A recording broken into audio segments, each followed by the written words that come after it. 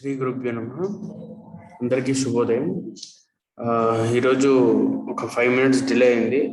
Sorry for the inconvenience. మనం ప్రతిరోజు Tuesday కూడా చదువుకుంటున్నటువంటి టాపిక్ ఏంటి అని అంటే ట్యూస్డే మార్నింగ్ అఫారిజం అనమాట. ఇంతవరకు 21 అఫారిజమ్స్ అయిపోయినాయి. ఈ 21, 19, 20, 21 గురించి మనం ఏం చదువుకున్నాము అంటే లాస్ట్ 3 అఫారిజమ్స్ లో డిసీజ్ లో లేదంటే ఈ హోమియోపతిక్ మెడిసిన్స్ అనేవి ఎట్లా యాక్ట్ చేస్తాయి డిసీజ్ ఉన్నప్పుడు అన్నట్టుగా మనం చదువుకున్నాం అనమాట. తర్వాత అందులో ప్రూవింగ్స్ ఎట్లా ఉంటాయి, ఏ ప్రూవింగ్స్ ఉన్నప్పుడు ఎలా ప్రూవింగ్ ఎలా జరుగుతుంది, ఆ ప్రూవింగ్ ని బట్టి మనం ఎలా మెటీరియల్ మెడికల్ తయారు చేస్తారు, ఆ మెటీరియల్ మెడికల్ తయారు చేసిన దాన్ని ఏ విధంగా అమలు పరుస్తారనే దాని గురించి తెలుసుకున్నాం. ఇప్పుడు కూడా ఈ అమలు పరిచే విధానంలో ఏమేమి జాగ్రత్తలు తీసుకోవాలి, ఇన్ ద సెన్స్ ఎలా అమలుపరచాలి అనేది ఇప్పుడు మనం చూద్దాం అనమాట. ఇది 22nd అఫారిజం. But as nothing is to be observed in diseases that must be removed in order to change them in health besides the totality of their signs and symptoms. And likewise, medicines can show nothing curative besides the tendency to produce morbid symptoms in healthy persons and to remove them in diseased persons. It follows, on the one hand, that medicines only become remedies and capable of annihilating diseases because the medicinal substance by exciting certain effects and symptoms, that is to say, by producing a certain artificial morbid state which removes and abrogates the symptom already present with the natural morbid state we wish to cure. అంటే ఏం చెప్తున్నారు ఇక్కడ అంటే ఇప్పుడు మనం చూడవలసినటువంటి అంశాలు ఏంటి, ఒక డిసీజ్డ్ పర్సన్ మన దగ్గరకు వచ్చినప్పుడు మనం ఏమేమి గమనించాలి, ఏమేమి గమనిస్తే మనకి ఎటువంటి పాయింట్స్ వస్తాయి, ఎటువంటి పాయింట్స్ వస్తే మనం ఏ విధంగా సిమ్టమ్స్ సిమిలారిటీ మ్యాచ్ చేసుకోగలగాలి అనేది ఇక్కడ ముఖ్య ఉద్దేశం అనమాట. సో పేషెంట్కి ఏం చేయాలి, అనారోగ్య కక్షలో ఉన్నాడు, అనారోగ్య స్థితిలో ఉన్నాడు, అనారోగ్య స్థితిలో నుంచి ఆరోగ్య స్థితిలోకి తేవాలి అతను. అంటే మన కర్తవ్యం కేవలం అదే. ద ఫస్ట్ మిషన్ అని అనుకున్నాం కదా ఫస్ట్ అఫారిజంలో. మన కర్తవ్యం ఏంటి అంటే అనారోగ్య స్థితిలో ఉన్న ఒక పేషెంట్ ని ఆరోగ్య స్థితిలోకి తీసుకురావాలి.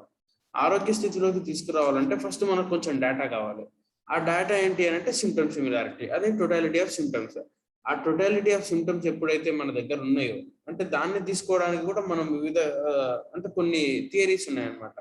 అంటే అది కూడా ఇన్ ఫ్యూచర్ అఫారిజమ్స్ లో వస్తాయి, అంటే సీనియర్ అఫారిజమ్స్ లో వస్తున్నాయి అవి.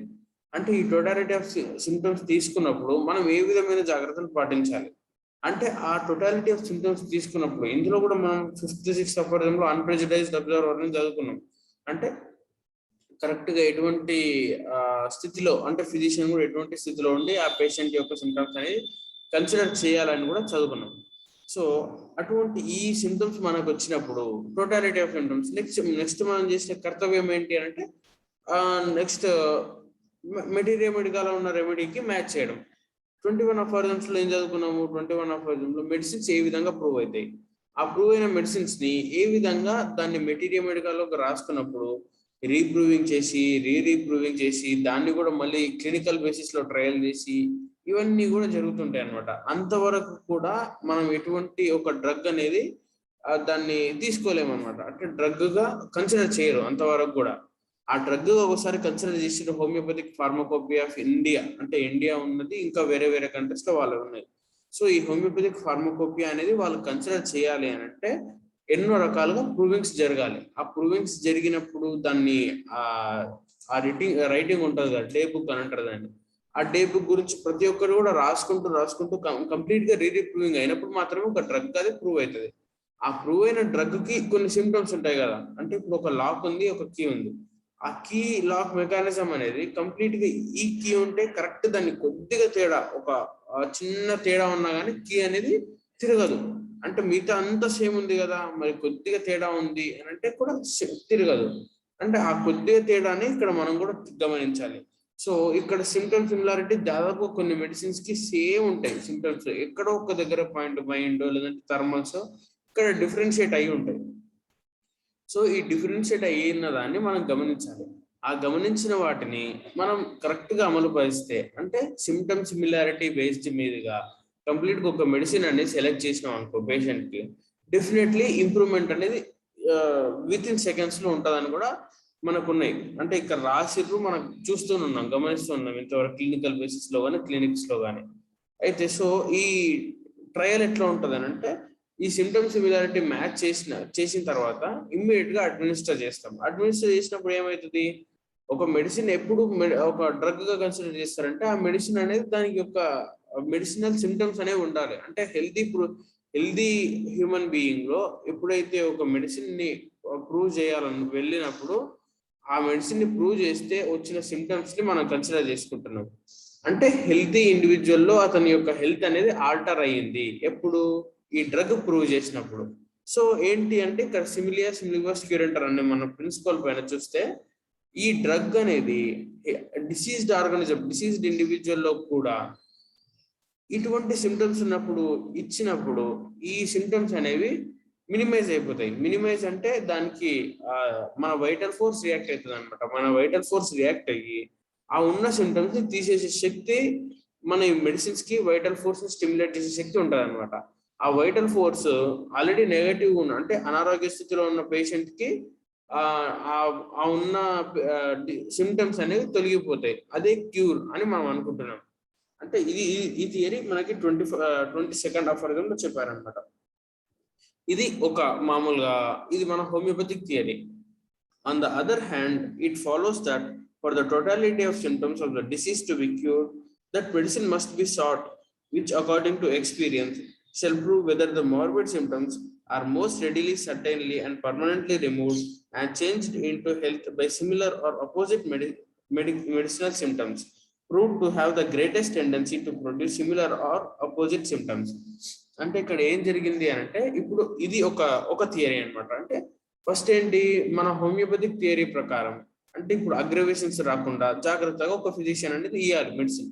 అంటే కంప్లీట్ గా ఇప్పుడు పేషెంట్ కి జరగాల్సిన ఉద్దేశం ఏంటి అంటే, ఇప్పుడు ఒక అలర్జీ అని వచ్చింది అనుకోండి, ఇమ్మీడియట్ గా ఆయింట్మెంట్ ఇచ్చి సబ్సైడ్ చేయడం ముఖ్య ఉద్దేశం కాదు మనది. ఎందుకు అని అంటే, మన డిసీజ్ ప్రోగ్రెస్, మన డిసీజ్ థియరీ అనేది మనకు తెలుసు. ఒక శరీరంలో ఏ విధంగా అంటే మానసిక కక్ష ఏ విధంగా ఉంటుంది, శారీరక కక్ష ఏ విధంగా ఉంటుంది, వైటల్ బ్రెయిన్ ఏ విధంగా ఉంటుంది, ఈ మూడు కన్సిడర్ చేసుకుని ఒక డిసీజ్ కూడా మనలోకి ఎంటర్ అవ్వడానికి అవకాశం ఉంది.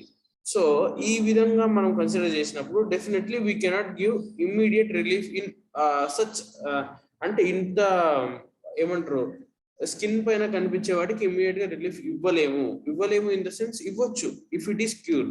కానీ అది ఎక్కడో సపరేషన్ అయ్యి ఉంటే మాత్రం దానికి టైం పడుతుంది. సో ఇక్కడ మాస్టర్ గారు కూడా మనకి హనుమాన్ కూడా ఏం చెప్పారంటే, ఇందులో కూడా ఆన్ ద అదర్ హ్యాండ్ అని చెప్పారు అనమాట. అంటే ఇంకో విధంగా చూస్తే యాంటీపతిక్ మోడ్ ఆఫ్ ట్రీట్మెంట్ అంటే, యాంటీపతిక్ మోడ్ ఆఫ్ ట్రీట్మెంట్ ఏంటి, ఇప్పుడు అర్జెంట్ ఒక ఎండ దెబ్బ కొట్టింది అంటే, ఇప్పుడు ఎండలో నుంచి వస్తున్న ఒక వ్యక్తి ఉన్నాడు, ఆ వ్యక్తి ఏం చేయాలి, ఇంటికి వచ్చినప్పుడు ఏమవుతుంది, ఇమ్మీడియట్ గా కొద్దిసేపు రిలాక్స్ అవ్వాలి. రిలాక్స్ అయ్యి కొద్దిగా తర్వాత వేడి నీళ్ళతో స్నానం చేస్తే అనేది ఇక్కడ మాస్ గారు ఎగ్జాంపుల్ ఇచ్చారు, అది కూడా చదువుకుందాం. వేడి నీళ్ళలో స్నానం చేస్తే అతనికి ఉపశమనం ఉంటది. అంటే దీనికి ఆల్రెడీ ఎండలో నుంచి వచ్చాడు, మళ్ళీ వేడి నీళ్లు అని అంటే కొంచెం ఇబ్బందిగా ఉంటది. కానీ that is the theory, that is the correct process. ఎండల నుంచి వచ్చాడు, సడన్ గా ఏసీ రూమ్ లో పోయాడు, తర్వాత వాటర్ ఇచ్చినాము, కూల్ వాటర్ ఇచ్చినాము, అప్పుడు ఏమనిపిస్తుంది, ఇమ్మీడియట్ గా చల్లగా ఉంది, హాయిగా ఉంది అని అనిపిస్తుంది. కానీ అది ఎంతవరకు కరెక్ట్ అది, అంటే దాని నుంచి ఇబ్బందులు కావా అంటే అవుతాయి డెఫినెట్లీ. అంటే ఎండ దెబ్బ కొడుతుంది, అప్పుడు కొడుతుంది యాక్చువల్ గా. అంటే అక్కడ ఇంకా ఎండ దెబ్బ నుంచి కోలుకుంటున్నటువంటి వ్యక్తిని ఇంకా కింది గుంజుతున్నాం మనం, అంటే ఇంకా దొబ్బుతున్నాం, కింద పడుతున్నాడు అంటే ఇంకా అతని యొక్క వైటల్ ఫోర్స్ ఇంకా క్షీణిస్తుంది. కాబట్టి అప్పుడు ఇబ్బంది ఫేస్ అవుతాడు. కానీ టెంపరీగా ఏముంటది, చల్లగా ఉన్నా, నేను మంచి కూల్ వాటర్ తాగుతున్నా అనే ఒక స్థితిలో ఉంటాడు. ఆ టెంపరీ రిలీఫ్ అనేది యాక్ట్ అయినప్పటికీ కానీ అది మంచిది కాదని ఇక్కడ మాస్టర్ గారు మనకు చెప్తున్నారు అనమాట. అంటే ఇందులో కూడా యాంటీబయోటిక్ మోడ్ ఆఫ్ ట్రీట్మెంట్ ఉంది, హోమియోపతిక్ మోడ్ ఆఫ్ ట్రీట్మెంట్ ఉంది. అంటే ఇక్కడ హోమియోపతిక్ మోడ్ ఆఫ్ ట్రీట్మెంట్ ఏంటి అని అంటే, ఇది కొద్దిగా లేట్ అయినా సరే, లేట్ అయినా ఇన్ సెన్స్ ప్రతి ఒక్క డిసీజ్ లో కాదు, కొన్ని డిసీజ్ లో మాత్రమే అని కూడా మనం స్పెసిఫిక్ చేసుకోవాలి. సో 22nd ఆఫర్గం మాస్ గారు రాసినటువంటి ఆర్గానంలో, వ్యాధి దాని యొక్క వేదనా సముదాయ రూపమును వ్యక్తం అగుచున్నది. మందులో ఔషధ గుణము అది పుట్టించు వేదనా సముదాయం అన్నంతని సామ్యమును బట్టి గాని విపరీత లక్ష్యములను బట్టి గాని అనుభవపూర్వకముగా మందులను రోగములకు గురిపెట్టి వాడవాలని. అంటే మరి ఇక్కడ అంటే ఇంతకు ముందు చెప్పుకున్నట్టుగా సిమ్టమ్ సిమిలారిటీ బేస్డ్ మీదుగా మన ఎక్స్పీరియన్స్ పైన ఏ సిమ్టమ్స్ ఉంటే ఏ డ్రగ్ అనేది సూట్ అవుతుంది అనే దానికి మనం కంప్లీట్ గా ఇవ్వాలి. అంటే 100% ఇది ఇచ్చినప్పుడు మాత్రమే ఒక ఫిజిషియన్ అతని యొక్క కర్తవ్యాన్ని చేసినట్టు. దేనికి చేశాడంటే అనారోగ్య స్థితిలో ఉన్న పేషెంట్ ని ఆరోగ్య స్థితిలో తీసుకురావడానికి ఈ ఈ యొక్క ఆ ఈ యొక్క పని జరగడం జరిగింది. సో ఇందులో వివరణ చెప్తున్నాను అనమాట. రోగము పుట్టించు లక్షణములు రోగి యందు ఉండును, ఔషధము పుట్టించు వేదనలు ఔషధము ఉండును. ఈ రెండింటికి సమాన లక్షణములను గమనించి జతపరచుట ఒక పద్ధతి.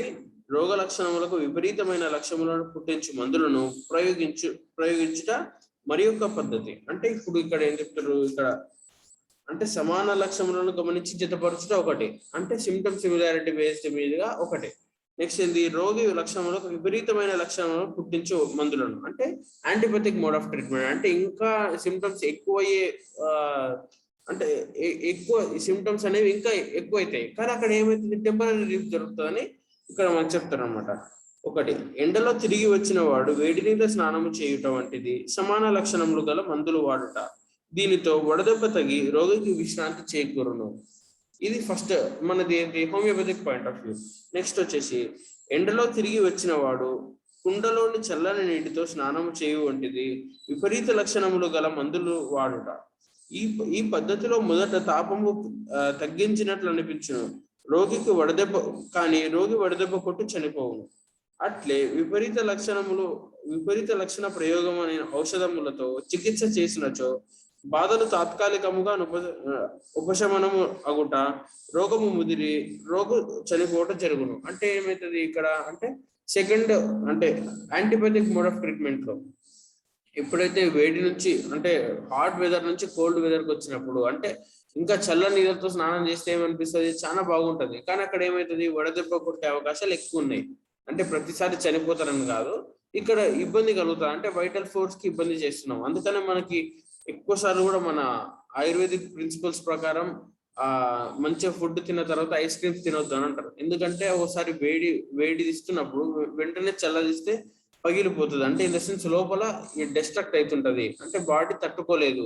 అందుకని ఈ విధంగా ఇవ్వద్దు అని కూడా చెప్తారు. అంటే ఈ హోమియోపతిక్ పాయింట్ ఆఫ్ అక్కడనే అక్కడ ఏంటి, ఐస్ క్రీమ్ అంటే మంచిది కదా, ఐస్ క్రీమ్ అంటే చల్లగా ఉంటది కదా, కానీ అది మంచిదా శరీరానికి? ఇమ్మీడియట్ టంగ్ కి అంటే నాలుకకి ఏదో మనకి మనసుకి అబ్బా తింటున్నాము చాలా అనిపిస్తుంది, కానీ అక్కడ ఏమైతుంది, అక్కడ శరీరం ఒప్పుకోవట్లేదు.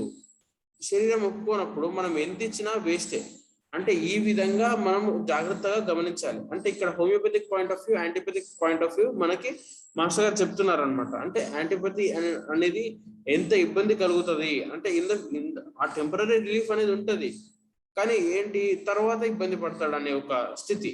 అందుకని ఇక్కడ ఏం చెప్తున్నారు, ఓవరాల్ 22nd అఫారిజం లో సిమ్టమ్ సిమిలారిటీ మ్యాచ్ చేయాలి అని చెప్తున్నాను అనమాట. సిమ్టమ్ సిమిలారిటీ ఎట్లా దొరకాలి అంటే టోటాలిటీ ఆఫ్ సిమ్టమ్స్ బేస్ చేసుకొని ఆల్రెడీ ప్రూవ్ అయినటువంటి డ్రగ్స్ ని ఈ రోగి యందు ఉన్నటువంటి రోగ స్థితిలో ఉన్నటువంటి సిమ్టమ్స్ ని తీసుకొని ఆ రెండింటిని మ్యాచ్ చేయడం. ఆ మ్యాచ్ చేయడం కూడా రెండు విధాలుగా ఉంటుంది, ఒకటి యాంటీపతిక్, ఒకటి హోమియోపతిక్. యాంటీపతిక్ అంటే ఏంటి, ఇమీడియట్ గా అంటే ఇప్పుడు ఒక్కోదాన్ని స్కిన్ సిమ్టమ్స్ వచ్చినాయా, అర్టికేరియా వచ్చినా దానికి కొన్ని మెడిసిన్స్ ఇచ్చేసి దాన్ని తగ్గించాలి. ఇది ఒకటి, ఇది యాంటీపతిక్ మోడ్ ఆఫ్ ట్రీట్మెంట్. అంటే హోమియోపతిలో కూడా మనం చేయొచ్చు యాంటీపతిక్ మోడ్ ఆఫ్ ట్రీట్మెంట్. అంటే ఎక్కువ డోసెస్ ఇచ్చి లేదంటే ఇబ్బంది పెట్టి, ఇన్ ద సెన్స్ ఇబ్బంది పెట్టి అంటే ప్రాణశక్తికి ఇబ్బంది పెట్టి అట్లా చేయొచ్చు. ఇంకోటి ఏంటి, హోమియోపతిక్ పాయింట్. హోమియోపతిక్ పాయింట్ అంటే ఏంటి, ఎందుకు వచ్చింది అర్టికేరియా లేదంటే ఎందుకు వచ్చిన స్కేబీస్ కానీ స్కిన్ డిసీజ్ ఎందుకు వచ్చింది, ఆ యొక్క రూట్ కాజ్ ని తీసేయగలగాలి. ఆ తీసేసే టైంలో అంటే ఇన్ ద సెన్స్ టైం పడుతుంది అని అంటే ఫిజిషియన్ నుంచి టైం పడుతుంది కాదు, అది మెడిసిన్ అడ్మినిస్టర్ చేసినప్పటికీ అది ఎందుకు వచ్చింది అనేది ప్రాణశక్తి ఆ టైం తీసుకుంటది అనమాట. ఆ ప్రాణశక్తి తీసుకున్నందుకు అక్కడ ఇబ్బంది జరుగుతుంది, అంటే ఆ పేషెంట్ అనేది సఫర్ అవుతాడు. ప్రతిసారి అగ్రవేషన్స్ వచ్చి పోతాయనే రూల్ కూడా లేదు. సో ఈ 22nd అఫారిజం లో ఇది మనకి మాస్టర్ గారు కానీ హనుమాన్ గారు కానీ చెప్పడం జరిగింది. ఇది ఇప్పుడు నెక్స్ట్ చంద్రమోహన్ అన్న ఈ యొక్క 22nd అఫారిజం కన్క్లూడ్ చేసి నెక్స్ట్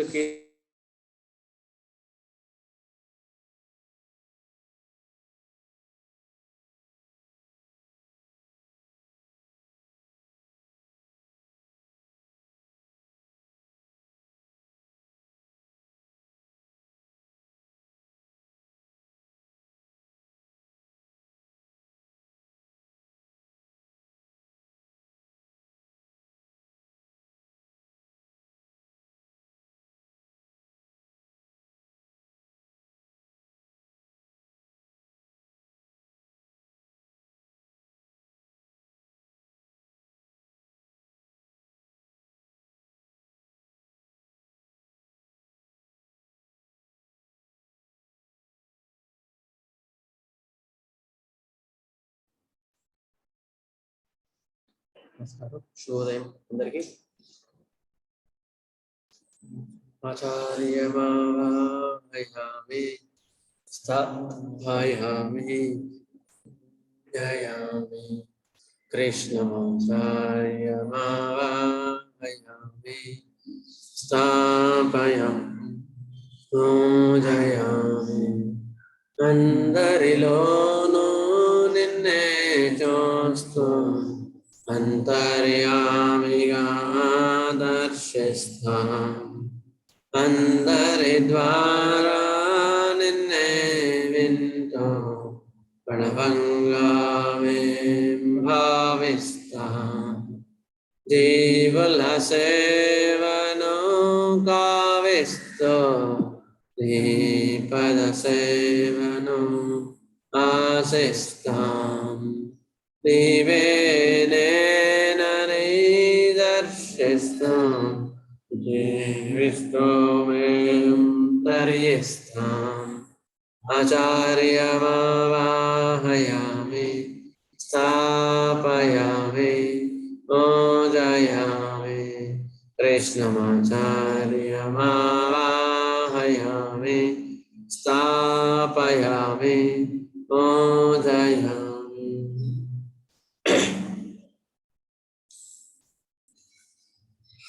Good morning, everybody.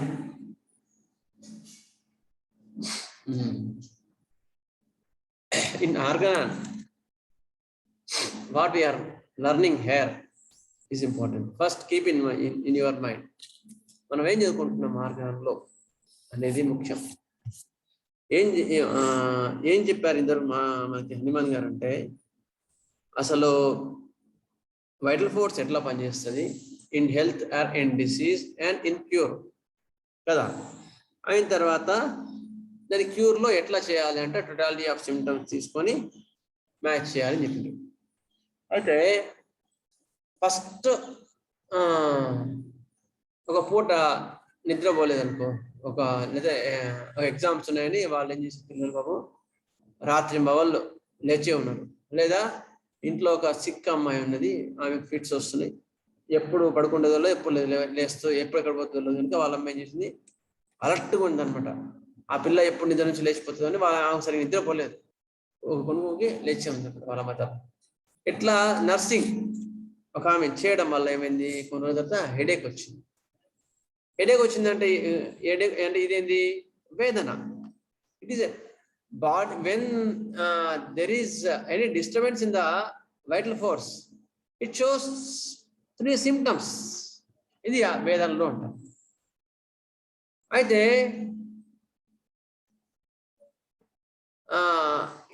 ఇంతవరకు మనం చదువుకున్నదంతా కూడా ఇదే. When there is any disease or disease means there is disturbance in the harmony flow and the vital force due to it may be, in this case it is exciting cause. దీని వల్ల ఏమైంది, problem లోపల disease ఏర్పడింది. Disease ఏర్పడిన తర్వాత disease అనేది కొన్ని లక్షణాల ద్వారా నీకు చూపించింది. ఏది, తలనొప్పి, తల చక్కర వచ్చినట్టు ఉంటుంది, హెల్త్ ఎక్కువైతుంది, తల ఇట్లా కదిలితే ఎక్కువైతుంది, ఇవన్నీ ఉంటాయి. అప్పుడు ఏం చేయాలి మనం, ఇప్పుడు మనం చేసేది మనం నేర్చుకుంటున్నాం.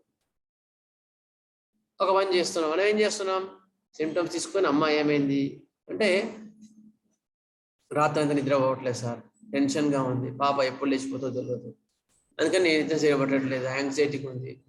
యాంగ్జైటీ ఉండడం వల్ల కొన్ని రోజులు నిద్రపోకపోవడం వల్ల ఏమైంది, తలనొప్పి, సీవియర్ హెడేక్, తర్వాత కదిలితే తల చక్కర వచ్చినట్టు అవుతుంది, అంటే గిడ్డినెస్, వర్టిగో అనమాట, ఇట్లా అవుతుంది సార్ అని చెప్పి చెప్పింది. సో ఇంతవరకు ఓకే. ఇప్పుడు ఏం చేసినాం, we took the symptoms of the disease hair.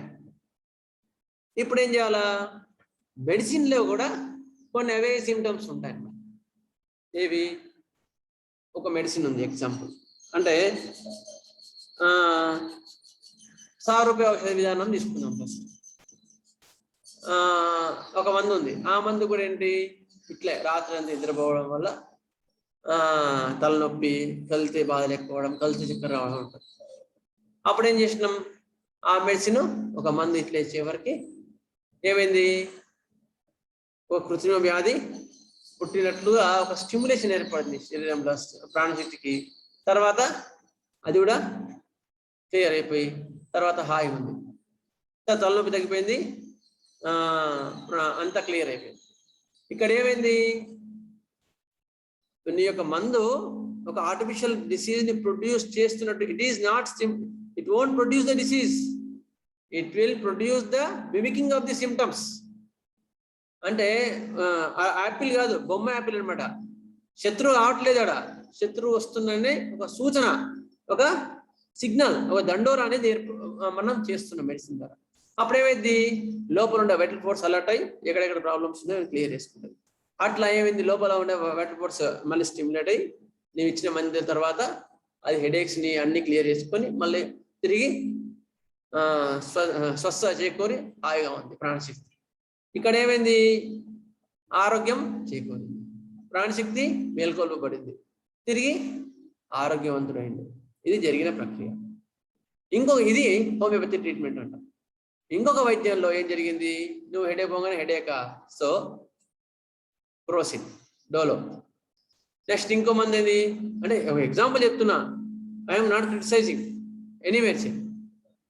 లేదా హోమియోపతిలో ఉండొచ్చు, ఏమైంది, తలనొప్పి బ్రయోనియా, నెక్స్ట్ ఇంకోటి అట్లా.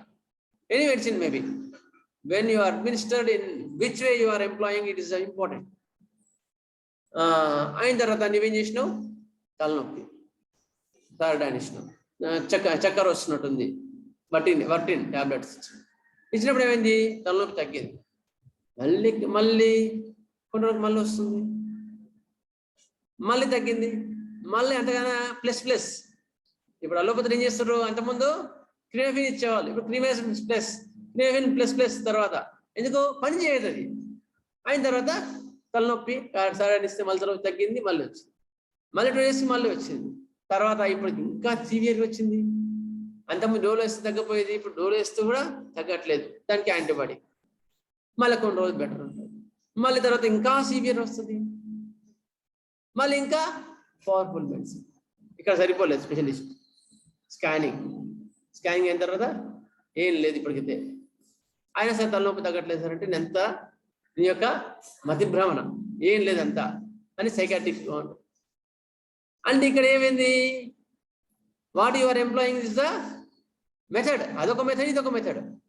ఇందులో ఏం చేసినావు, నువ్వు టోటాలిటీ ఆఫ్ సిమ్టమ్స్ తీసుకోకుండా ఏం చేసినావు, ఓన్లీ కనిపించే సిమ్టమ్ ని మాత్రమే డిసీజ్ అనుకొని దాన్ని మాత్రమే ట్రీట్ చేయడానికి ట్రై చేసినావు.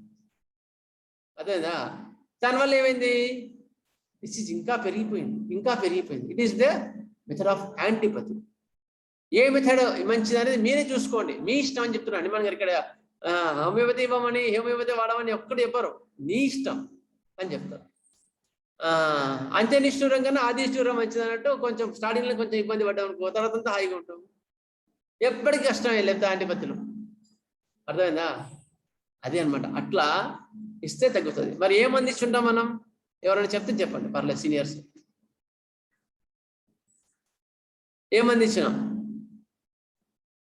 కాకులస్ ఇండికస్ ఏమిచ్చాం, కాకులస్ ఇండికస్ ఇచ్చినప్పుడు ఏమవుతుంది, అది ఒక ఆర్టిఫిషియల్ గా స్టిమ్యులేషన్ ఇచ్చి డిసీజ్ సెట్ చేస్తుంది. గుర్తుపెట్టుకోండి, అటువంటి సిమ్టమ్స్ ఇంతకుముందు కేసు చెప్పినా కదా, రాత్రి nursing complaints from nursing and complaints from sleeplessness which causes annihilation of the symptom similarity and it will total removal of the disease. అది అన్నమాట. ఇప్పుడు నేను క్లియర్ గా అర్థమైంది అనుకుంటా మీకు. Okay, so if any doubt raise the hand.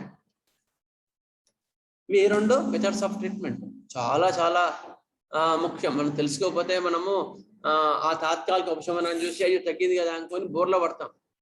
చాలా dangerous, చాలా డేంజరస్. ఓకే,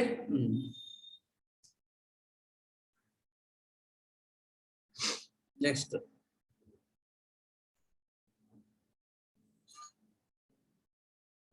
ఏం చేసుకుంటున్నాం సరే మనం కేస్ టేకింగ్ లో ప్రెగ్నెన్సీలో బాధలు చెప్తున్నాం సార్. ఓకే,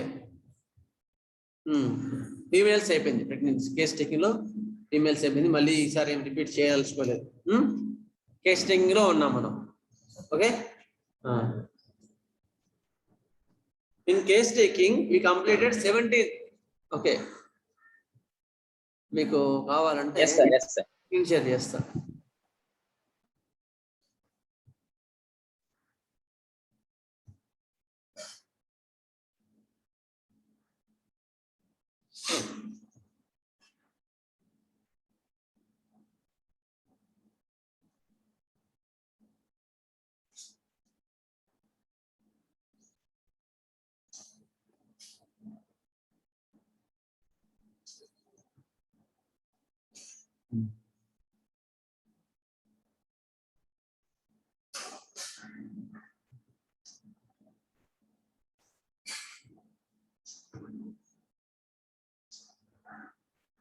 ఓకే, ఇది అయిపోయింది కదా.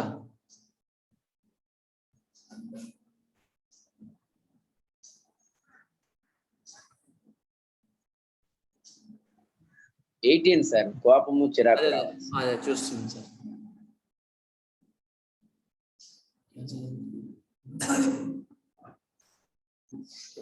మళ్ళీ వెళ్ళిపోవాలి.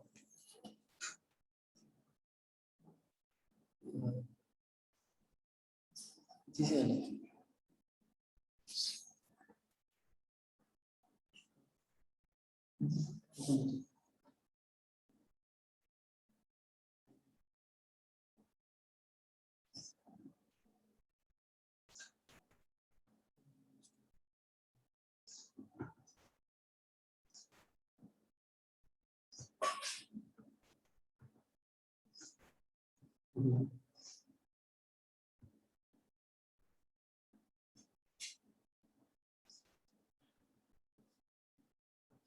ఓకే సార్,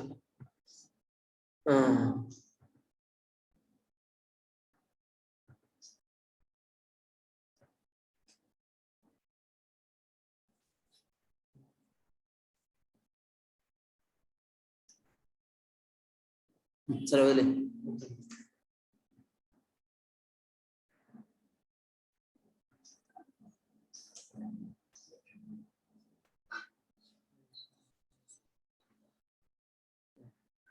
సరే షేర్ చేయండి.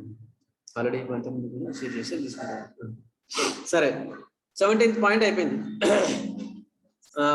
కేస్ టేకింగ్ లో 2వ పేజీ స్త్రీలలో ఎట్లా ఉంటుంది. ఇంతవరకు మనం చదువుకున్నాం. Next will go further. కోపం ఎప్పుడు వస్తుంది, వస్తే ఏం చేస్తాడు, ఇది కూడా చాలా చాలా ముఖ్యం. నేను ఫస్ట్ అడిగే క్వశ్చన్, కోపం రాకుండా అయితే ఎవరికి ఉండదండి, కోపం అందరికీ వస్తుంది. కానీ కోపం వచ్చినప్పుడు మీరు ఎట్లా ఎక్స్ప్రెస్ చేస్తారు? ఇంట్లో అయితే ఎట్లా చేస్తారు, కొత్త వాళ్ళైతే ఎట్లా చేస్తారు, బయటి వాళ్ళైతే ఎట్లా చేస్తారు? ఈ ఖచ్చితంగా ఈ క్వశ్చన్ వల్ల మనకి చాలా డిఫరెన్స్ ఉంటుంది. సిమ్టమ్స్ క్లియర్ తెలుస్తాయి. లైక్ ఓవర్ అనుకో, సపోజ్ ఎగ్జాంపుల్, ఇంట్లో అయితే మొత్తం అది టాప్ లేచిపోతుంది, బయట పిల్లి. సరే సార్, సరే సార్, ఎగ్జాంపుల్ చెప్తాను. దాన్ని బట్టి మనం వీళ్ళ కోపం లేదనుకోనికి లేదు కదా. లక్ష్మి అనుకో, వాడు అక్కడనే అరుస్తాడు, బయటనే అరుస్తాడు, కానీ కొంచెం తక్కువ. ఆఫీసర్ అనుకో, నక్కి నక్కి ఉంటాడు. కాళికార్బన్ అనుకో, మెరక్సాలనుకో, ఆఫీసర్ అయినా సరే నువ్వు ఎవరైతే ఎమ్మెల్యే అయితే నాకేం, నేను తప్పు చేస్తే అడుగు అంటాడు. నెక్స్ట్ వాడు అట్లా ఉంటుంది అన్నమాట. Way of expression different ways ఉంటాయి. దాన్ని బట్టి ఎందుకు మీకు చెప్తున్నా అంటే, మీకు అర్థం కావడానికి, క్వశ్చనింగ్ కోసం అర్థం కావడానికి చెప్తున్నా. అట్లా అందుకని మీరు అడగాలన్నమాట. కోపం వస్తే ఏం చేస్తారు, ఇంట్లో అయితే ఏం చేస్తారు, బయట అయితే ఏం చేస్తారు? ఇంట్లో అయితే కొందరు ఏం చేస్తారు, వస్తువులు ఏమున్నా సరే తీసి పలగొడుతున్నారు. కొందరు ఏం చేస్తారు, కామ్గా బయటికి వెళ్ళిపోతారు. కొందరు ఏం చేస్తారు, కోపం వస్తే అరుస్తూనే ఉంటారు, మళ్ళీ ఏడుస్తూనే ఉంటారు, మళ్ళీ ఏడుస్తుంటారు, మళ్ళీ అరుస్తూనే ఉంటారు. ఇట్లా రకరకాల ఎన్ని డ్రగ్స్ ఉన్నాయో అన్ని డ్రగ్స్ కి డిఫరెంట్ ఎక్స్ప్రెషన్స్ ఉంటాయి. ఇక్కడ ఓన్లీ ఎగ్జాంపుల్ మీకు చెప్తున్నా, అంతేగాని అన్ని చెప్పలేం కదా. సపోజ్ ఇంకో కెంట్ గారు చెప్తారు, నక్సల్ కోపం ఎట్లా ఉంటుందంటే, she throws in to fire her child. ఒకవేళ కొలిమిలో పనిచేసే ఆమె అనుకో, ఎగ్జాంపుల్, ఆమెకు కొలిమిలో పనిచేస్తుంటే ఒళ్ళ చిన్న బాబాను పెట్టుకొని కొలిమిలో కొలిమి ముందర పనిచేస్తున్నట్టు కోపం వస్తే ఆ పాపను తీసేసి కొలిమిలో వాడేసేంత కోపం వస్తుందంట. మనం విన్నామా? ఎవరి తల్లి అట్లా వేస్తుందా? ఎవరైనా చేయొచ్చు. కానీ ఎంత క్షణికావేశం నక్సామికలో ఉంటుంది, చాలా ఉజుతుంటుంది. మిగతా ఏ డ్రగ్ కూడా అంతా ఉండదు. నాట్రమ్ సల్ఫ్ కూడా ఉంటుంది, కానీ దే విల్ బి షార్టెడ్, కాల్చుకొని చనిపోతారు అంతే. కానీ ఇట్లా ఉండదు, క్షణికావేశాలు అనమాట. ఇంపల్స్ టు అనమాట. అటువంటివి కనుక్కోవాలి. ఇంపల్స్ వేరు, యాంగర్ వేరు. మళ్ళీ ఇంపల్స్ అంటే ఆ క్షణంలో వచ్చే కోపం, ఆ తట్టుకోలేడు. లక్షణం కాబట్టి మళ్ళీ ఏం చేస్తాను, అయ్యో ఎందుకన్నా అని తర్వాత బాధపడతాం. మిగతా ఒకసారి రిపెంట్ కారు, ఇక ఖాళీ కానీ ఇవన్నీ కూడా రిపెంట్ కారు. మళ్ళీ నువ్వు వాడు తప్పు చేసినందుకు నేను మాట్లాడినా అవి అనమాట. అట్లా డిఫరెంట్ మీకు దీనివల్లనే డ్రగ్ యొక్క డెప్త్ తెలుస్తాయి. కోపం ఉందా అంటే కోపం ఉందా అంటాడు, ఆ కోపం ఉంది, ఏం చేస్తావు అంటే బలగొడుతున్నావు అంటే అయిపోయాదు. క్లియర్గా అనాలిసిస్ చేస్తే మీకు డ్రగ్ క్లియర్ ఉంటుంది. అట్లా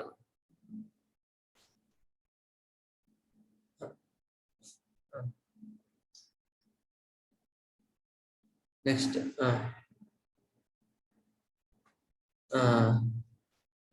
భయం ఉంటుందా? భయం ఉంటుందా అనొచ్చు. భయం అంటే భయం లేకుండా ఎవరు ఉంటారు? కాకపోతే కొందరు ఎక్కువ భయస్తులుంటారు, చాలా ఎక్కువ భయస్తులుంటారు.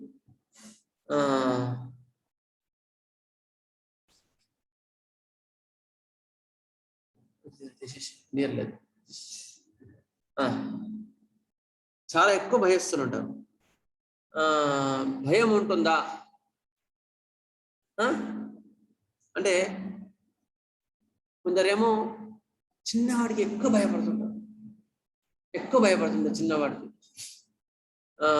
ఇప్పుడు సపోజ్ ఎగ్జాంపుల్ చెప్తాను. ఒక కేసు ఉంది. వాళ్ళకేంటి, ఒక అమ్మాయి క్లినిక్ తీసుకొచ్చిండ్రు. అమ్మాయికి వితర్శం చూస్తుంది. వాళ్ళ పాపని ఇట్లా, వాళ్ళ అక్కను ఇట్లే పట్టుకొని ఉంటుంది. ఇట్లా అసలు ఇది ఇచ్చిపెట్టలే, భయంగా ఉంటుంది. ఏందమ్మా భయం అంటే, ఏమో సార్ మొన్న అప్పటి నుంచి అట్లా వేస్తుంది సార్, ఇట్లా చూస్తా ఉంది అనమాట. అమ్మాయి ఏం చేస్తారని భయం వాళ్ళకి. అది ఒక రకమైన భయం. దానికి వేరే మంది ఇస్తాం. స్ట్రామోనియం ఇస్తే 10 ఇస్తే 1 ఇస్తే క్లియర్ అయిపోయింది. అది ఒక రకమైన భయం.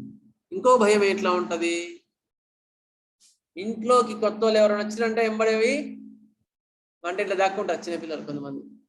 అదో రకమైన భయం. భయాన్ని బట్టి కూడా కేటగిరీ చేస్తారు చిన్నపిల్లల్ని. Group A, group 1, group 2, group 3 అని. ఒకరేమో కొత్త వాళ్ళు కనిపించగానే లోపలికి దాక్కుంటారు, వాళ్ళు షై రెమెడీస్ ఫస్ట్. రెండో వాళ్ళు అమ్మాయిని కాళ్ళని దాక్కుంటారు, బయటికి మాత్రం ఇట్లా తొంగి ఏం పేరు అంటే నా పేరు చంద్రమోహన్ అంటే దాక్కుంటారు. ఏం చేస్తున్నావు అంటే 6th క్లాస్ అంటే చెప్తే దాక్కుంటారు. ఇక్కడ వాళ్ళు రెస్పాన్స్ ఇస్తారు. మూడో గ్రూప్ వాళ్ళు ఉరుకొచ్చి నేను పట్టుకొని నిన్నే అడుగుతారు అనమాట. ఏం పేరు నీ పేరు అని, లేదా ఏం చేస్తున్నావు ఇవన్నీ నిన్నే అడుగుతారు. అది వేరే గ్రూప్ అంట. ఎక్స్ట్రావర్ట్స్, ఇంట్రావర్ట్, ఎక్స్ట్రీమ్ ఇంట్రావర్ట్ వాళ్ళు. అట్లా మేము కేటగిరీ చేస్తారు.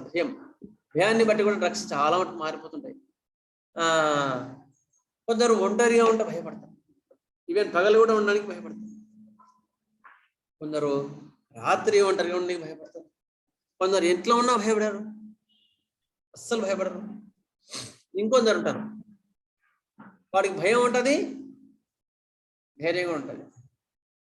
అప్పుడే భయస్తుంటాడు, అప్పుడే పిరికోడ్లాగా ప్రవర్తిస్తూ ఉంటాడు, అపరిచితుల్లాగా. మళ్ళా కొంచెంసేపటికి నేను చంపేస్తాను, నేను వాడి దగ్గరికి వస్తాను. వాడు మళ్ళీ వేరే కేటగిరీ. ఇక్కడ ఆల్టర్నేట్ అవుతుంది. ఇమీడియట్ కవర్నెస్ alternate with the impulse to kill. ఇదే డ్రగ్ ఉంటాయి, అనకార్డియో అని డ్రగ్ ఉంటుంది. అంత అంటే చెప్తున్నా మీకు, అంటే మీకు డ్రగ్స్ కూడా కొన్ని పరిచయం కావాలనే ఉద్దేశంతోనే మీకు చెప్తున్నా కదా. అట్లా భయస్తు కొంతమంది ఉంటారు. అట్లా భయం అనేది ఎట్లా ఎక్స్ప్రెస్ అయింది ఈ కేసులో మీకు ఎట్లా ఉంటుంది దాన్ని బట్టి మీరు ఫర్దర్ ఓకే.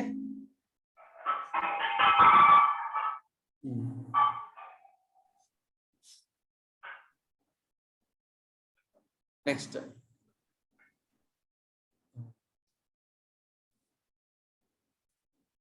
ఎట్టి పరిస్థితులు భయం ఏర్పడతాయి. ఎందుకని ఎప్పుడైనా సరే మీరు కేస్ టేకింగ్ లో క్వశ్చన్స్ చేసేటప్పుడు ఒక చిన్న కిటికీ ఏంటంటే first you know the normal condition.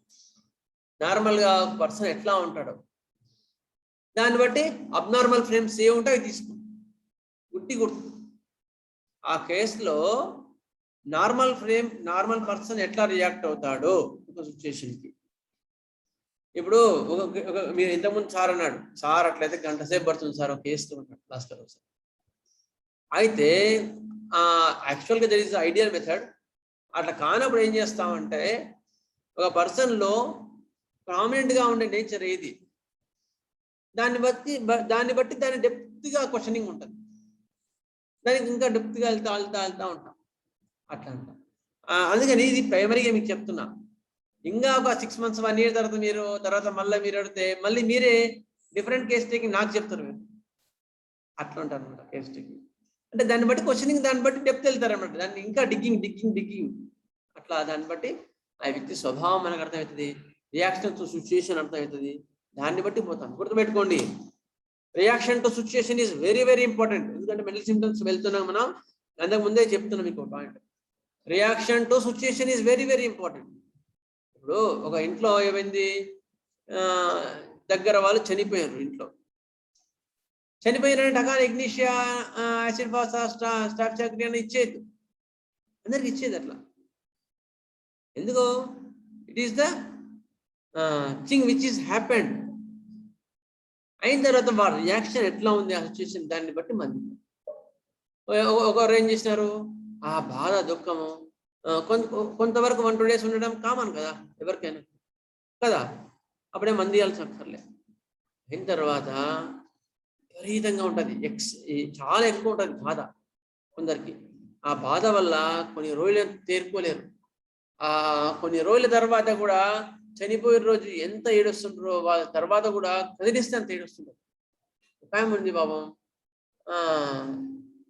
ఆమె 5 ఏళ్ల తర్వాత కూడా భర్త గురించి కొంచెం తెచ్చినా సరే ఫస్ట్ రోజు చనిపోయినప్పుడు ఎట్లా ఏడుస్తుంది అట్లా ఏడుస్తుంది. అదే అనమాట, దట్ ఈస్ ద రియాక్షన్. అప్పుడు దాన్ని బట్టి డ్రగ్ ఉంటుంది. ఇంకా ఏముంది, ఆమె చనిపోయిన తర్వాత భర్త చనిపోయిన 6 months వచ్చింది, తర్వాత కదిలిచ్చినా సరే కామ్గా మాట్లాడుతున్నాం మంచిగా.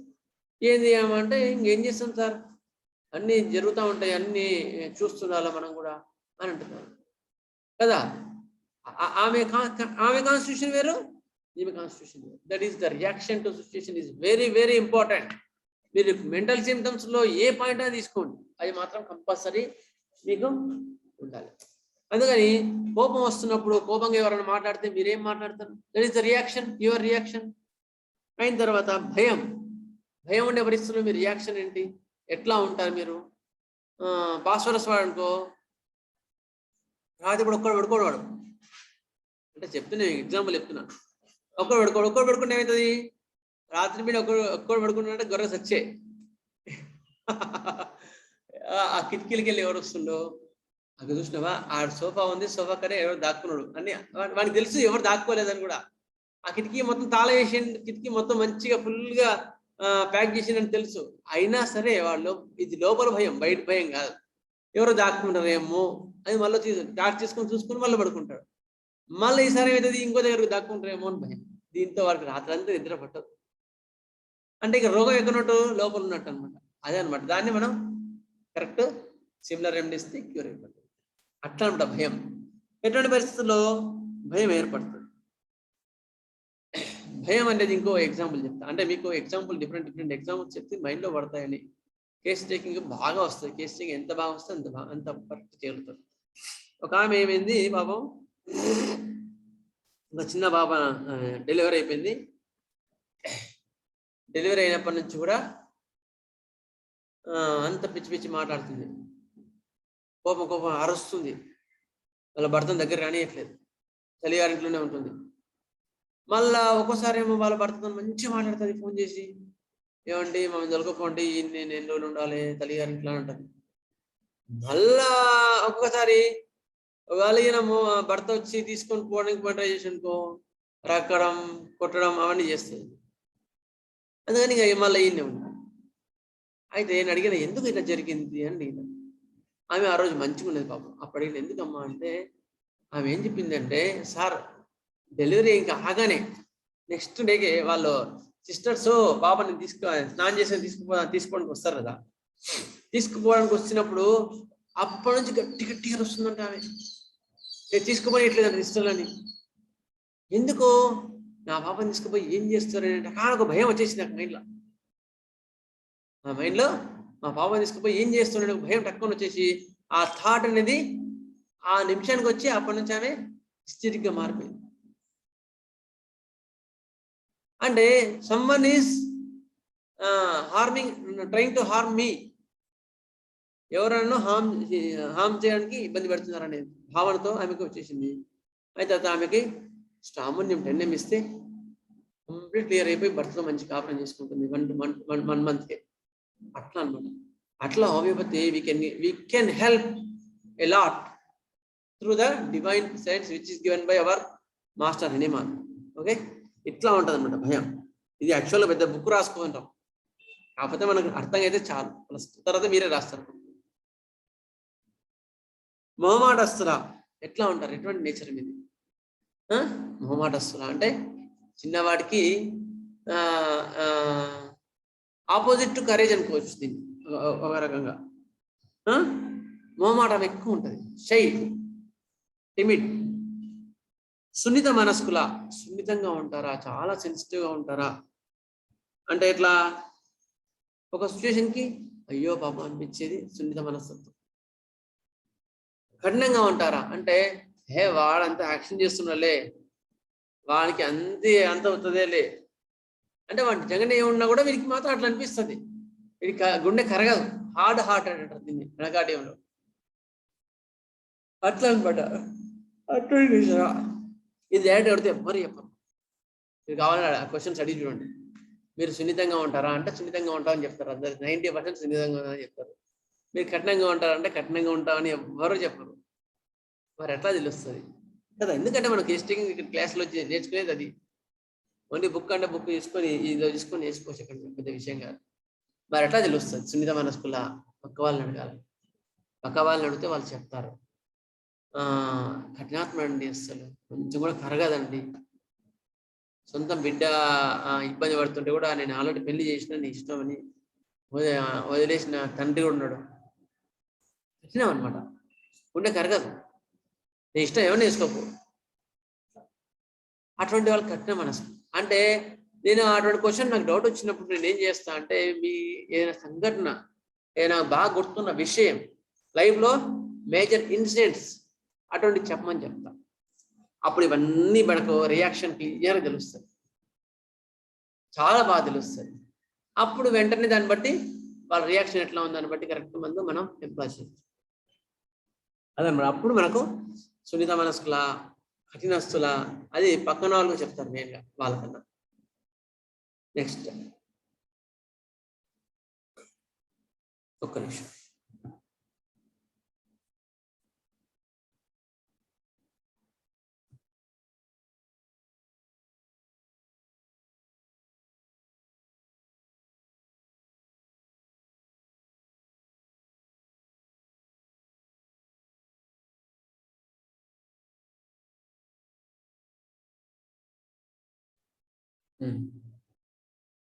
నెక్స్ట్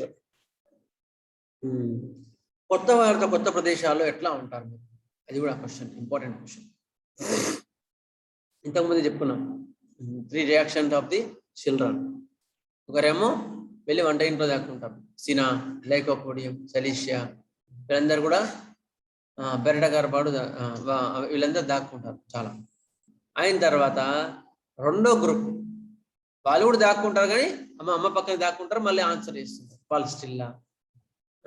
వీళ్ళందరూ కూడా రెండో గ్రూప్ చెందినవారు. థర్డ్ గ్రూప్ వాడు ఏం చేస్తాడు? కొత్త లేదు పాత లేదు, ఇంటికి వస్తే వాడు వచ్చినట్టు భయపడతాడు, వాడు మొత్తం నీకేస్తుంటాడు. నాకు పెన్ను కావాలంటాడు, అది కావాలంటాడు, ఇది కావాలంటాడు. ట్యూబర్కులం, సల్ఫర్, వీళ్ళందరూ కూడా ఎక్సెసివ్ ఎక్స్ట్రావర్ట్స్ ఉంటారు. మా పెద్దవాళ్ళు అనుకో, వాళ్ళందరూ వాళ్ళే వచ్చేసి వాళ్ళే పలకరించి వాళ్ళే మాట్లాడుతూ ఉంటారు. వాళ్ళకి కొత్తదనం ఏం లేదు, కొత్త పాత అందరూ కలిసిపోతూ ఉంటారు. వాళ్ళు సల్ఫర్, ఫాస్ఫరస్ ఇవన్నీ కూడా అట్లా ఉంటారు. అంటే మీకు క్వెస్ట్ టేకింగ్లో ఎటువంటి పాయింట్స్ తీసుకోవాలనే పాయింట్ చెప్తున్నా. నెక్స్ట్, ఒంటరిగా ఉండాలని ఇష్టమా, 10 మందిలో ఉండాలని ఇష్టమా? ఇది కూడా డైరెక్ట్ క్వశ్చన్కి ఎవరు చెప్పరు, ఏదో ఒకటి చెప్తారు. అప్పుడు ఏం చేయాలా? మీరు ఎట్లా ఉంటే మీకు ఇబ్బంది అవుతుంది, లేదా ఎట్లా ఉంటే మీకు రిలీఫ్ ఫ్రీగా ఫీల్ అవుతారు. కొందరు ఏం చెప్తారు, అసలు 10 మందిలో కలవాడు సార్ మావాడు, ఎప్పుడు రూమ్లో కూర్చొని ఒక్కడే కూర్చొని ఉంటాడు, టీవీ పెట్టుకుంటాడు, అట్లా టీవీ కూడా పెట్టుకోడు సార్, ఉంటాడు. మేము ఫంక్షన్ పోయినాడు రావంటే కూడా రాడు, ఇంట్లో ఉంటాడు. ఏది ఏ డ్రగ్ అవి?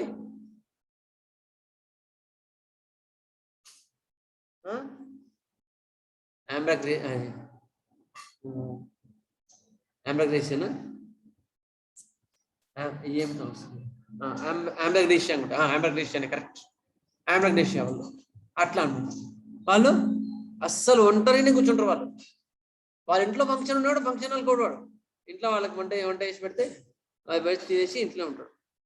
వాళ్ళ ఇంట్లో ఫంక్షన్ కూడా ఫంక్షన్ హాల్ కూడా ఆంబ్రాగ్రేషియా అట్లా ఉంటుంది. అట్లాంటి పాయింట్స్ మీరు టిపికల్ పట్టగలిగితే వాళ్ళ లైఫ్ మొత్తం మార్చుకోవచ్చు, గుర్తుపెట్టు. అందుకని ఒక డెమో కేస్ టేకింగ్ ముఖ్యం, కొంచెం ఎక్స్పీరియన్స్ వచ్చే కొద్దీ మీరు బాగా చదవడం ముఖ్యం, రెండు ముఖ్యం. అందుకని నేను మళ్ళీ చెప్తున్నా, మాస్టర్ గారు ఇచ్చిన మాస్టర్ వైద్య విధానం, అది హోమియో వైద్య విధానం బుక్ ఖచ్చితంగా చదవండి అందరూ. అది చదివితే నేను ఒక్కొక్క డౌట్స్ బట్టి ఎక్స్ప్లెయిన్ చేస్తా. మీకైతే ఇవాళ ఏంటి అంటే, మీకు హోంవర్క్ ఇవాళ మాస్టర్ హోమియో వైద్యంలో ఆరోగ్యం అనే చాప్టర్ మీకు హోంవర్క్ రాసుకోండి. ఆరోగ్యం చాప్టర్ ఫస్ట్ చాప్టర్. సార్ ఎంత ముందు ఇచ్చారు సార్, అదే హోంవర్క్ ఇచ్చారు, చేశాం. అయిపోయింది, గుడ్. మళ్ళీ నెక్స్ట్ దానిలో క్వశ్చన్స్ అడుగుతా, అందుకని చెప్తున్నా. నెక్స్ట్ అందులో వేదనా సముదాయ పట్టిక అని ఇంకోటి ఉంది, అందులోనే అది కూడా నేను ఈ రెండు కలిపి నెక్స్ట్ దానిలో అడుగుతాను. ఓకే, అంత క్వశ్చన్స్ అడుగుతాయి, ఎందుకంటే దాన్ని బట్టి మనం ఇంకొంచెం బాగా నేర్చుకుందాం. ఈ రెండు కూడా మీకు హోంవర్క్. ఒకటేమో ఆరోగ్యం చాప్టర్, రెండోది వేదన సముదాయము తయారు చేయు విధానం. ఈ రెండు కూడా మీకు నెక్స్ట్ క్వశ్చన్లో అడుగుతాను. నెక్స్ట్, సరదాగా ఉంటారా, రిజర్వ్డ్గా ఉంటారా? ఇది మనకు తెలిసిపోద్ది. వాళ్ళు జనరల్గా కొందరు జోవియల్గా ఉంటారు, నువ్వు ఏం చెప్పినా సరే వాళ్ళు జోవియల్ అని ఆన్సర్ ఇస్తున్నారు. వాళ్ళు ఎంత సీరియస్ విషయాలు కూడా వాళ్ళు జోవియల్గా చెప్పేస్తున్నారు. అయ్యో శ్యామస్ వాళ్ళు అనుకో, ఖాళీ సల్ఫ్ కొందరు చూస్తే మనం ఎంబడి అలర్ట్ అయిపోతాం. ఒకవేళ మనం జోవియల్ మూడ్లో ఉన్న వాళ్ళని చూసేసరికి మనం సీరియస్ అయిపోతాం. ఏ డ్రగ్స్ అవి? స్వామిక అటువంటి డ్రగ్స్ చూస్తే మనం ఏదైతే సీరియస్ అయిపోతాం. అంత డిగ్నిఫైడ్ ఉంటారు వాళ్ళతో మనం జోక్ లేలేం. నక్సమి వాళ్ళతో అయితే ఇటువంటి డ్రగ్స్ బలవంతంగా ఉంటుంది. వాళ్ళ పొరపాటున వేసినా కూడా బలవంతంగా ఉంటుంది వాళ్ళకి కానీ మనకు కానీ. అట్లా ఉంటుంది. సరదాగా ఉంటారా, రిజర్వ్ ఉంటారా, బయటి వ్యక్తులతో, ఇంట్లో వారితో, పని వారితో ఎట్లా ఉంటారు అడగాలి. అది అట్లా అడిగితే మనకు అప్పుడు తెలుస్తుంది మీరు బయటి వాళ్ళతో ఎట్లా ఉంటారు, ఇంట్లో వాళ్ళతో ఎట్లా ఉంటారు, అట్లా అనమాట. మీకు చెప్తాను. నెక్స్ట్,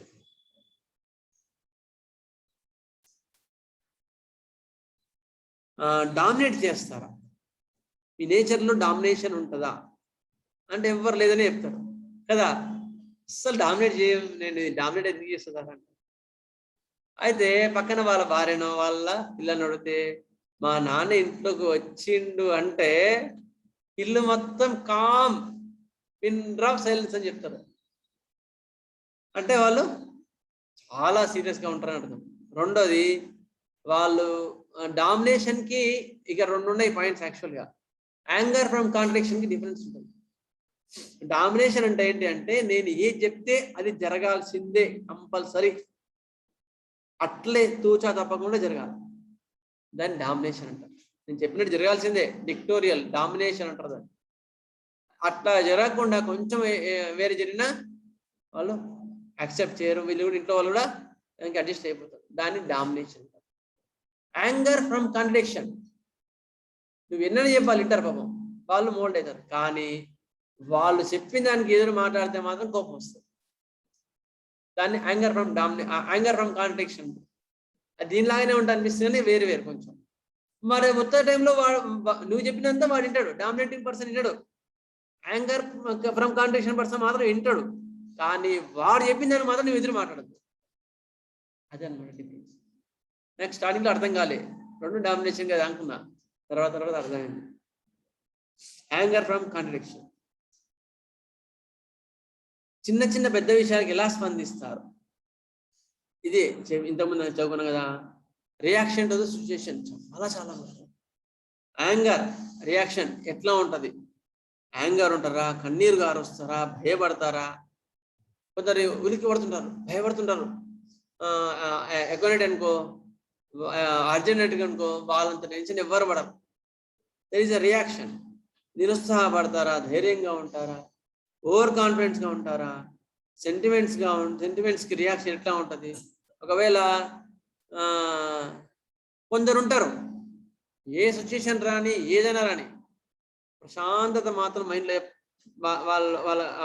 వాళ్ళ ముఖంలో ఎప్పుడు కథ మారదు, ప్రశాంతంగా ఉంటారు అన్నమాట. ఎప్పుడు కూడా తృప్తిగా ఉంటారు. అరే ఇంత కష్టంలో కూడా ఎట్లా ఉన్నావురా అని అనిపిస్తుంది మనకు.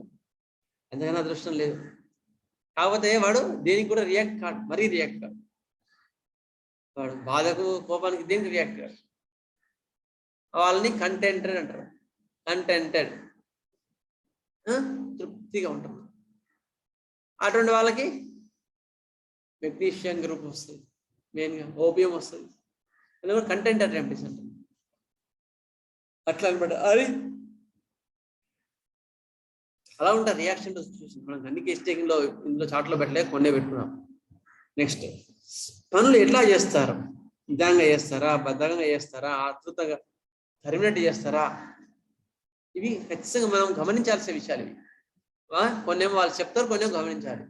ఇప్పుడు మహాత్మా గాంధీ ఉన్నారు పాపం. మహాత్మా గాంధీ ఏంటి, ఆయన నడుస్తుంటే మనం పరిగెట్టాల్సి వస్తూ ఉంటాం. అట్లా ఉంటారు అన్నమాట వాళ్ళు. కొంతమంది మనం వాళ్ళు ఉరికినా కూడా మనం నడిచినా ఒకటే, అట్లా డల్లుగా నడుద్దాంలే పోదాంలే బద్ధకంగా ఉంటారు అన్నమాట. అటువంటివి చాలా ముఖ్యం.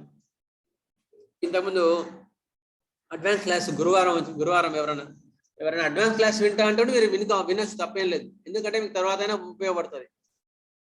అర్థమవుతుంది. ఇది మాత్రం మీకు మైండ్లో ఉండి తర్వాత ఉపయోగపడుతుంది. అందుకని అడ్వాన్స్ క్లాస్ కూడా వీళ్ళు ఉన్న జాయిన్ కాండి. గురువారం 6:40 to 8 ఇదే లింక్ అప్పుడు కూడా. ఎందుకంటే మీకు అది తర్వాత ఉపయోగపడుతుంది. ఒక్కొక్క డ్రగ్ గురించి చదువుకుంటున్నాం అనమాట. అట్లా అనమాట. పనులు ఎట్లా చేస్తారు? యాసిడ్ సల్ఫ్ ఉందనుకో, హర్రీ ఉంటుంది. వాడి ఏ పని చేసినా హర్రీ ఉంటుంది. వాడి చిన్న పని చేసిన హర్రీ, పెద్ద పని చేసిన హర్రీ. వాడి హర్రీ అనేది మైండ్లో ఎప్పుడు తిరుగుతూ ఉంటుంది. అట్లా అనమాట. కొందరు లిలియం టెక్ ఉన్నాడు. లిలియం టెక్ వాళ్ళు ఏం చేస్తారు, ఆడవాళ్ళు ఒక్కటేసారి 10 పనులు చేస్తూ ఉంటారు.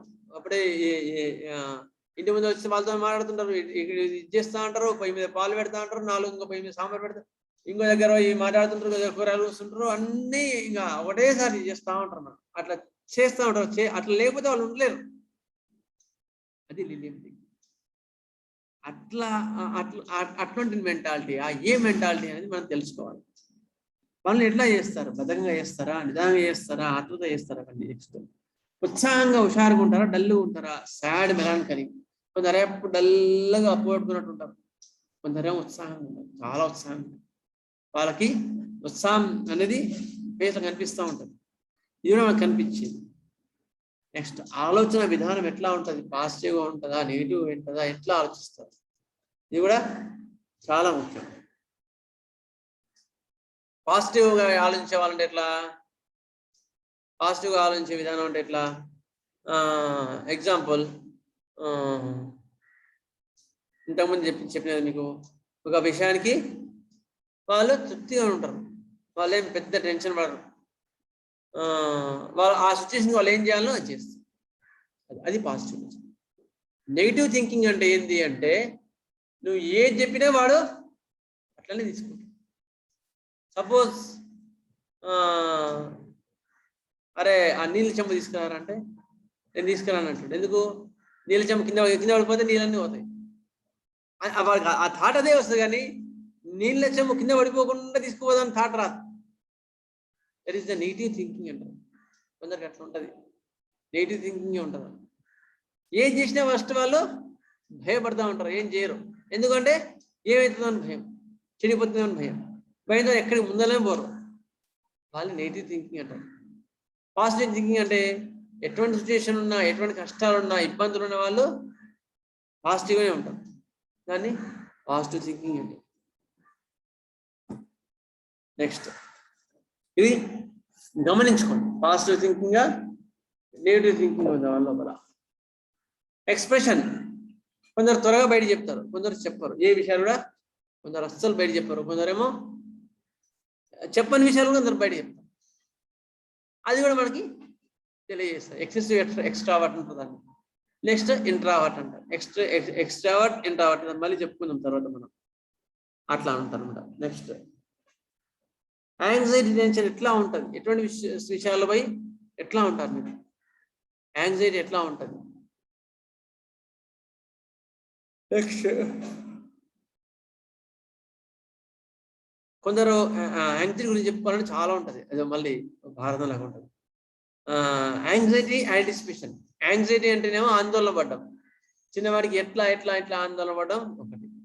యాంటిసిపేషన్ అంటే ప్రతిదానికి ఎట్లా జరుగుతుందో అనేది యాంటిసిపేషన్. అంటే రేపు యాంటిసిపేషన్ ఉన్న వాళ్ళు రేపు ఊరుకోవాలనుకో, ఇవాళ నిద్ర పట్టదు.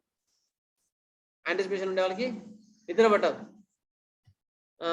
ఒక డ్రగ్లో చదువుకున్నాం మనం, ఏది? Diarrhoea when before going to the temple or church.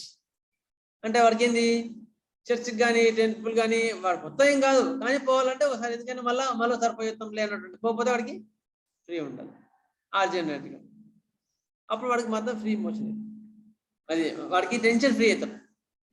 ఒకవేళ చిన్న మీటింగ్ లాగా ఉందనుకో, ఎంబడే పోయి రావాలి, అది యాంటిసిపేషన్ అంటారు. యాంగ్జైటీ అంటే చిన్నవాడు కూడా ఎక్కువ కంగారు పడ్డాన్ని యాంగ్జైటీ అంటారు. యాంటిసిపేషన్ వేరు, యాంగ్జైటీ వేరు. ఆతృత వేరు. ఆతృత ఇంకా హయ్యర్ గ్రేడ్. ఎట్లా అంటే వాడు ఏ పెద్దానికి కూడా ఎంబడే ఆతృత పడతా ఉంటాడు, పెద్దానికి టెన్షన్ పడతా ఉంటాడు, దాన్ని ఆతృత అంటారు. యాంగ్జైటీ, టెన్షన్ ఎటువంటి విషయాల్లో ఉంటుంది, అది కూడా గుర్తుపెట్టుకోండి. యాంగ్జైటీ, ఈ క్వశ్చన్ కూడా చాలా చాలా ముఖ్యం. ఎటువంటి విషయాల్లో ఉంటుంది? కొందరికేమో ఏమి టెన్షన్ పడరు, వాళ్ళకి కానీ చిన్న తలనొప్పి వచ్చినా టెన్షన్ అనిపిస్తుంది. సార్ ఇది తగ్గుతుంది సార్, సార్ ఇది క్యాన్సర్ వస్తుంది సార్, ఇక్కడ చిన్న నొప్పి వస్తుంది సార్, ఇది క్యాన్సర్. ముందు రోజు బిర్యానీ తిన్నవాడు, బిర్యానీ తినడం మనకు కూడా తెలుసు, బిర్యానీ తిని ఇలా మోషన్ ఫిల్ కనుక చర్చి నొప్పి వచ్చింది వానికి తెలుసు, కానీ వాడి మైండ్ జీర్ణించుకోలేదు దాన్ని. అందుకని వాడు ఏం చేస్తాడు, సార్ ఇక్కడ వచ్చి నాకు ఇక్కడ పెయిన్ వచ్చింది, ఇక్కడ డేంజర్ ఏమన్నా సార్, ఏమన్నా సార్ అన్నాడు, లేదా ఏమైనా హార్ట్కి ఏమైనా ఇబ్బంది ఉందా సార్. అటువంటి పాయింట్ ఖచ్చితంగా తీసుకోవాలి. ఇప్పుడు యాసిడినైటిక్ అనుకో, అటువంటి పాయింట్స్ చాలా ఉంటాయి. యాసిడినైటిక్ వాడికి ఏంటి, వాడికి ఏ చిన్న ఇబ్బంది ఉన్నా వాడికి క్యాన్సర్ అనే ఫీలింగ్. ఏ చిన్న గడ్డ వచ్చినా ఇది క్యాన్సర్ ఏమో. అయితే వాడికి వచ్చిన గడ్డ అయింది అనుకో, యాసిడినైటిక్ వాడికి వచ్చిన గడ్డ వచ్చిన తర్వాత ఈ క్యాన్సర్ ఏమో అని డాక్టర్ పడతాడు. డాక్టర్ ఉండి ఏం కాదు లేనైనా చిన్న చీమ్ గడ్డనే, మొన్న బాగా కొంచెం చికెన్ ఎక్కువ తిన్నావు కదా, లేకపోతే ఎగ్ ఎక్కువ తిన్నావు కదా, దానివల్ల వచ్చింది అని నేను చెప్తాను. చెప్పిన తర్వాత డాక్టర్కి చెప్పిన తర్వాత నమ్మకం ఉండదు, మళ్ళీ పోయి స్కాన్ తీసుకుంటాడు, సిటీ స్కాన్ చేయించుకుంటాడు. 4 ఉంది కదా, స్కాన్ చేసుకుని అయ్యా నీకేం లేదు అంటాడు. వాడికి ఎందుకు మళ్ళీ 2 రోజులకి మళ్ళీ అమ్మయ్య కొంచెం నయమే అనుకుంటాడు. మళ్ళీ 2 రోజులకి మళ్ళీ ఇంకో డాక్టర్ స్పెషలిస్ట్ ఉండు, ఆంకాలజిస్ట్ ఉన్నాడు, ఆంకాలజిస్ట్ అని కొద్దిగా క్లియర్ తెలుస్తుంది అంటాడు. ఎందుకు? వాడి మైండ్లో అది ఉంది, anxiety, tension. Anxiety about health, are anxiety as if she has cancer, మాకు క్యాన్సర్ ఉందేమని యాంగ్జైటీ. అయిన తర్వాత మళ్ళీ ఆంకాలిస్తాను ఆంకాలిస్ట్ చూసి ఏం లేదని చెప్తే మళ్ళీ కొంచెం ఫ్రీ, మళ్ళీ కొన్ని రోజులు మళ్ళీ అయింది. ఇట్లా ఇట్లా ఇట్లా ఇట్లా వస్తూ ఉంటారు అన్నమాట యాంగ్జైటీ. అందుకని అటువంటి పాయింట్స్ ఏముంటే ఖచ్చితంగా మెన్షన్ చేయండి. నెక్స్ట్ ఇంకోరు ఉన్నారు, వాళ్ళకి ఏ చిన్న హెల్త్ ఇష్యూ వాళ్ళ ఇంట్లో కానీ వాళ్ళ పక్క వాళ్ళకి కానీ వాళ్ళ ఇంట్లో కానీ అయితే టెన్షన్ పడతారు. మీద వాడికి అస్సలు టెన్షనే పడదు. అది అటువంటి విషయాలు. అందుకని మీరు ఎటువంటి విషయాలు ఎక్కువ యాంగ్జైటీ పడతారనే పాయింట్ కూడా చాలా చాలా ముఖ్యం.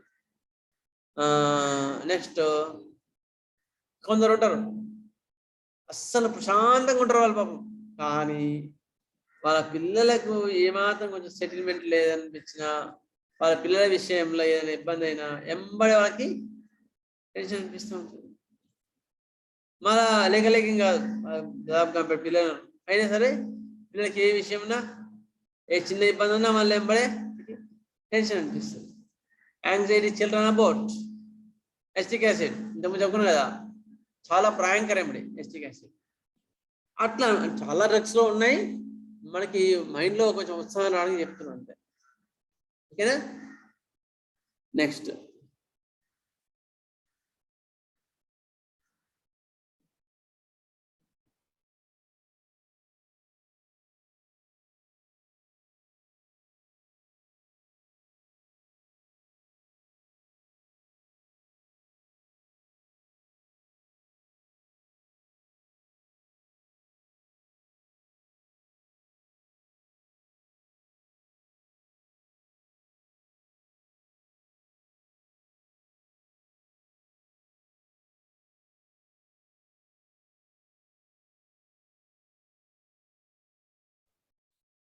అట్లా అనమాట. అటువంటి నెక్స్ట్ మెంటల్ వరీస్ ఏమైనా ఉన్నాయా? మీ సమస్యలు మీ ప్రభావితం ఎట్లా చూపిస్తున్నాయి? మెంటల్ వరీస్, మెంటల్గా ఎక్కువ టెన్షన్ వస్తున్నాయి. ఇది భర్త తాగవద్దు, పిల్లలు చదువుకుంటున్నారు, నాకేం చేయాలో అర్థమవుతుంది. అవి సిచ్యుయేషన్స్. వాటికి మీరు ఎట్లా రియాక్ట్ అవుతున్నారు మాత్రం కంపల్సరీ క్వశ్చన్ అడగాలి. దాన్ని బట్టి ఏమండి డిటెక్ట్ అవుతారు. కంపల్సరీ రియాక్షన్ టు సిచ్యుయేషన్ అని పెట్టుకోండి మైండ్లో పెట్టుకొని, అమ్మ సమస్యలు ఉన్నాయి కదా, సమస్యలకి ఎట్లా అనిపిస్తుంది అడగాలి. వాళ్ళని బట్టి వాళ్ళండే ఎంప్లాయీస్ ఎడ్యుకేటరా నాన్ ఎడ్యుకేటర్ బట్టి క్వశ్చన్ ఇవ్వండి. దాన్ని బట్టి అమ్మ నువ్వు ఏదైనా ఇబ్బంది ఉన్నప్పుడు లేకపోతే ఇలా ఇబ్బంది ఉన్నప్పుడు నీకు ఎట్లా అనిపిస్తుంది అడగాలి. మామూలు వాళ్ళకి చెప్తారు అప్పుడు క్లియర్. ఒకవేళ ఎడ్యుకేటర్ అనుకో, నీకు అట్లా ఉన్నప్పుడు మీరు వాట్ ఈజ్ యువర్ రియాక్షన్ అడిగితే వాళ్ళు చెప్తారు. అట్లా వాళ్ళ లాంగ్వేజ్లోనే మీరు ఆన్సర్ని రాబట్టాలి. నెక్స్ట్ బాధలు తట్టుకుందామన్నట్టుంటారా, లేక బాధలకు ఏం చేద్దాంలే చనిపోదాం అన్నట్లుంటారా? What is your reaction towards situations? అంటే చెప్పిన కదా ఒక ఆయనకి బాధ, ఒక కేసులో ఒక థైకి చిన్న ఇంత పెద్ద ట్యూమర్ వచ్చింది, ఆపరేషన్ చేసిండ్రు, ఆపరేషన్ చేసి మళ్ళీ చేసిండ్రు, మళ్ళీ వచ్చింది, మళ్ళీ ట్యూమర్ వచ్చింది, మళ్ళీ ట్యూమర్ వస్తే ఈసారి ఇక మళ్ళీ ఆపరేషన్ పోలే. ఏం చేసిండు? వచ్చిన తర్వాత ఏమైంది? ఒక పాయింట్ చెప్పి నేను గొడ్డలతో నా తీసుకొని ఆ మంట నొప్పి ఎట్లా ఉంటుంది సార్ అంటే, గొడ్డలు తీసుకొని అక్కడ నరుక్కుందాం అన్నట్టు ఉంటుంది సార్ అని చెప్పి ఆ పాయింట్ చెప్తే వెంటనే మనం నక్స్వామికి అనే అనుకుంటా, నక్స్వామికి అవన్నీ మేము ఇచ్చిన తర్వాత నెక్స్ట్ మంత్ ఆ గడ్డ తగ్గింది, అన్నీ తగ్గిపోయినాయి, అసలు చాలా తగ్గింది. ఆ 2-3 months మొత్తం క్లియర్ అయిపోయింది. ఆ పాయింట్ దొరకకపోతే, అందుకని మీకు ఒక్క పాయింట్ చాలా చాలా ముఖ్యం. అందుకని బాధలకు ఎట్లా ఉంటుంది మీ యొక్క రియాక్షన్, అటువంటి క్వశ్చన్ కూడా అడగాలి ఖచ్చితంగా. ఎట్లా ఉంటారు ఆ రియాక్షన్ బట్టి మనం దగ్గుని సెలెక్ట్ చేసుకోవచ్చు. నిరాశ నిస్పృహతో ఉన్నారా? ఇప్పుడు సపోజ్ ఆరం అనుకో, ఏం చేద్దాం లేదు, అసలు జీతం అంత ఇంతే కదా, ఒక నిరుత్సాహం అనేది వాళ్ళ లోపల ఏ సిచ్యువేషన్ కానీ నిరుత్సాహం అనేది ఒకటి ఉంటుంది ఆరం పెట్టుకోండి. అటువంటివి గుర్తుపెట్టుకోండి. సపోజ్ బెరేటా వాడు అనుకో, వాడికి ఏమి ఎక్కువ ఎమోషన్స్ ఉండవు. బెరేటా వాడికి ఏ ఇబ్బంది, సపోజ్ ఇంట్లో చనిపోయినంటే చనిపోయినరా అంటే. ఒక ఆయనకి షుగర్ వచ్చింది. షుగర్ వస్తే ఎన్ని మంది ఇచ్చినా నేను తగ్గలేదండి, షుగర్ తగ్గలేదు, మళ్ళీ కాన్స్టెంట్గా ఉంది. అయిన తర్వాత వాళ్ళ వైఫ్ చనిపోయింది. చనిపోయిన తర్వాత మళ్ళీ కామన్గా ఫస్ట్ 1 monthకే మందుకు వచ్చినాడు. మందుకు వస్తే అడిగిన అంటే ఆయన రియాక్షన్ చూసిన కామన్గా ఏం చెప్పినట్లు అట్లా ఉంటుంది. ఆ మిగతా సిమ్టమ్స్ అన్ని తీసుకుంటే బెరైటా వచ్చింది. బెరైటా మోరిస్తే కంప్లీట్గా తగ్గిపోయింది షుగర్ లెవెల్స్. అంటే రియాక్షన్ టు సిచ్యుయేషన్ అనేది మనకి క్లియర్గా అర్థమైంది అక్కడ. అంతకుముందు అర్థం కాలే, అంతకుముందు ఏదో చెప్పేవారు. అందుకని కేస్ టేకింగ్ లోనే ఉంటుంది ట్రీట్మెంట్, గుర్తుపెట్టుకో. కేస్ టేకింగ్ ఎంత క్లియర్ ఉంటే అంత కరెక్ట్ ఉంటుంది. అయిన తర్వాత బెరైటా వాళ్ళకి ఎక్కువ రియాక్షన్ చూపించారు. అంటే వాళ్ళు బాధ ఉండదని కాదు, బాధకు అతిగా స్పందించే గుణం ఉండదు వాళ్ళకి. నెక్స్ట్, జ్ఞాపశక్తి ఎట్లా ఉంటుంది, మర్చిపోతారా? జ్ఞాపశక్తి ఎట్లా ఉంటుంది? ఎక్కువ చిన్నవాడికి ఎక్కువ చిన్నవి ఎక్కువ మర్చిపోతా ఉంటారా? ఏం మర్చిపోరా? లేదా కొన్ని స్పెసిఫిక్ థింగ్స్ మర్చిపోతారు కొంతమంది. స్పెసిఫిక్గా కొన్ని వస్తువులు మర్చిపోతుంటారు, లేదా కొన్ని పేర్లు మర్చిపోతుంటారు. అన్ని గుర్తుంటాయి. కొందరు డేట్లు మర్చిపోతారు, మిగతా అంతా గుర్తుంటాయి. నువ్వు సంవత్సరం కింద కదా చిన్నప్పుడు అడిగిన కూడా చెప్తారు, కానీ డేట్లు మాత్రం మర్చిపోతారు. నెక్స్ట్, కొందరు ఏంటి, పాత అన్ని గుర్తుంటాయి, కొత్తవి మాత్రం నిన్న ఏం జరిగిందంటే మర్చిపోతారు. అట్లా అనమాట. అట్లా రకరకాలుగా ఉంటాయి మధ్యవర్తులు. అవి కూడా మీరు క్లియర్ రాసుకోవాలి. నెక్స్ట్, ఎప్పుడు తిరగాలంటే ఇష్టమా, స్థిరంగా ఉండాలంటే ఇష్టమా? ఇది కూడా డైరెక్ట్ క్వశ్చన్ ఎప్పుడు వేసుకోవద్దు. జనరల్గా మీరు ఏం చేస్తారని అడగాలి. టైం ఉంటే మీరు ఏం చేస్తారు అంటే పడుకుంటాం సార్ అంటే పడుకోవాలని ఇష్టం. టైం ఉంటే ఏం చేయాలి? ఒక ఆయన ఉన్నాడు పాపం, టైం ఉంటే బండ్ల పెట్టాలి వేసుకొని గిర్ర గిర్ర గిర్ర తిరుగుతూ ఉంటాడు. తిరుగుతుంటే హాయిగా ఉంటుంది. ఏ టెన్షన్ వచ్చినా సరే బండ్ల పెట్రోల్ వేసుకొని తిరుగుతుంటే హాయిగా ఉంటుంది. అట్లా అనమాట వాళ్ళ యొక్క అట్లా అడితే చెప్తారు మనం. అంతేగాని తిరగడం ఇష్టమా, పండుకోవాలని ఇష్టమా అంటే అట్లా చెప్తారు. ఖాళీ టైంలో అంటే మనం ఇంట్లో క్వశ్చనింగ్ లో అందులో పెట్టలేకపోయాం కనుక అందులో డైరెక్ట్ క్వశ్చన్ వేయాలి. అందుకని మీకు అర్థం కానికి అది దాన్ని బట్టి క్వశ్చనింగ్ ఉంటుంది. అందుకని మీరు ఖాళీ టైంలో ఏం చేస్తారు అప్పుడు వాళ్ళు చెప్తారు. అబద్ధాలు చెప్తే కోపం వస్తుందా? ఇది ఒక డిఫరెంట్ క్వశ్చన్, చాలా డిఫరెంట్ క్వశ్చన్. ఎందుకంటే అబద్ధం ఆడతామని ఎవరిని అడగలేము, అడిగితే ఎవరు అబద్ధం ఆడమని చెప్తారు. మరి ఎట్లా అడగాల? ఎవరైనా చెప్తారా? ఎవరైనా చెప్పండి క్వశ్చన్ ఎట్లా అడగాల? అబద్ధం వాళ్ళు ఆడతారా ఆడరా చిన్న చిన్న వాటికి ఎట్లా తెలుసుకోవాలి? ఎవరైనా చెప్పండి. ఎనీవన్? అంటే ఒకే విషయాన్ని 2 విధాలుగా అడిగినప్పుడు మనకు వచ్చే ఆన్సర్ ని బట్టి కూడా క్లారిఫై చేసుకోవచ్చు. అంటే ఎట్లా? ఎగ్జాంపుల్ అంటే మీరు అంటే ఇంట్లో అందరితో ఎట్లా ఉంటారు అనేది ఒకటి, కోపం తొందరగా వస్తుందా ఏంటి అనేది, లేదంటే వాళ్ళ కుటుంబ సభ్యులను ఎవరినైనా అప్రోచ్ అవ్వడం ద్వారా తెలుసుకోవచ్చు. అది కుటుంబ సభ్యులను అడిగితే తెలుస్తుంది అబద్ధాలు అనేది. వాళ్ళని అడిగితే ఎవరు చెప్పరు ఈ పాయింట్. కుటుంబ సభ్యులను అడిగితే వాళ్ళు చెప్తారు, ఖచ్చితంగా చెప్తారు. వాళ్ళు చిన్న చిన్న వాడికి అబద్ధాలు ఆడతారు అని చెప్తారు. లేదా చిన్న చిన్నవి ఏముంటాయి, వాళ్ళు ఒకవేళ ఎక్కడికి పోయినామంటే సరే ఎక్కడికి పోయినా చెప్తాం, కరెక్ట్ చెప్పాం. అబద్ధాలు అందుకని ఒకసారి ఏమవుతుంది, వేరే వాళ్ళ అబద్ధాలు చెప్తే మీకు కోపం వస్తానంటు తెలుస్తుంది. కొందరు రారు కదా, ఎందుకంటే ఏ సిచ్యువేషన్ మరి సిమ్టమ్ తీసుకోవాల్సి వస్తుంది. అందుకే నేను అడుగుతాను, నేనేం చేస్తాను సార్ వేరే వాళ్ళ అబద్ధం ఆడితే మీకు కోపం వస్తాను అంటాను. అంటే వాళ్ళు ఏదో చెప్తారు, చాలా కోపం వస్తుంది సార్ వాళ్ళ అబద్ధం ఆడుతుంది. ఒకవేళ అటువంటి సిచ్యువేషన్ మీరుంటే ఏం చేస్తారు సార్ అంటే అప్పుడు మెల్లమెల్లగా అట్లా మాటలు పెడితే మనకు వస్తుంది, ఆన్సర్ వస్తుంది. దాన్ని బట్టి మళ్ళీ ఏం చేయాలి మనం కనుక్కోవచ్చు. అట్లా అనమాట.